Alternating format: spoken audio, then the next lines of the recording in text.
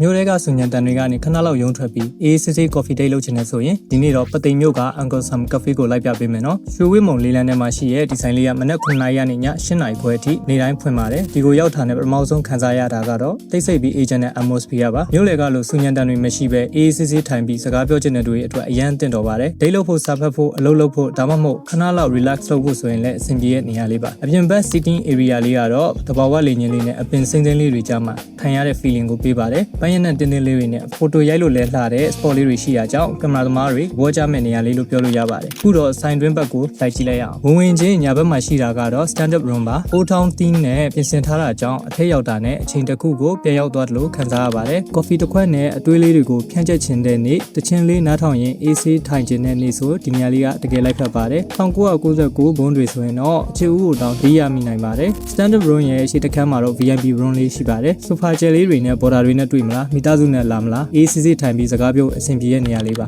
Uncle Sam Cafe က coffee ပဲရတဲ့ဆိုင်မဟုတ်ဘူးเนาะအစားအသောက် menu တွေလည်းတော်တော်စုံပြီးဈေးနှုန်းကလည်း budget friendly ဖြစ်ပါတယ်ဈေးကြီးဆုံး menu တောင်2000မကျော်တာကတော့တကယ်အဆင်ပြေပါတယ်တန်ရှင်းတက်ရက်တဲ့ kitchen room ရဲ့အစားအသောက်စုံတဲ့ဆိုင်လေးရဲ့ဆိုင်ရောက်ရင်တော့မာလာထန်အရသာနဲ့ဆင်တူတဲ့မာလာဖန်ဖန်ကိုမြည်ကြည့်ဖို့အကြံပေးခြင်းပါတယ်ချက်ဆက်လက်လေးလည်း1 set ကို12000ပဲရှိပါတယ်ဝက်ဆက်လက်ချက်မဲဆက်လက်တွေလည်းရပါသေးတယ် agent တဲ့နေရာလေးမှာ coffee တစ်ခွက်နဲ့အနားယူခြင်းနဲ့ဆိုရင် Uncle Sam Cafe ကိုတစ်ခေါက်လောက်ဝင်ကြည့်ခဲ့ဖို့ recommend ပေးပါတယ်ဒီဗီဒီယိုလေးကိုသဘောကျတယ်ဆိုရင်တော့ like and follow လေးလုပ်ပြီးနောက်ထပ် review vlog လေးတွေမှာပြန်တွေ့ကြမယ်နော်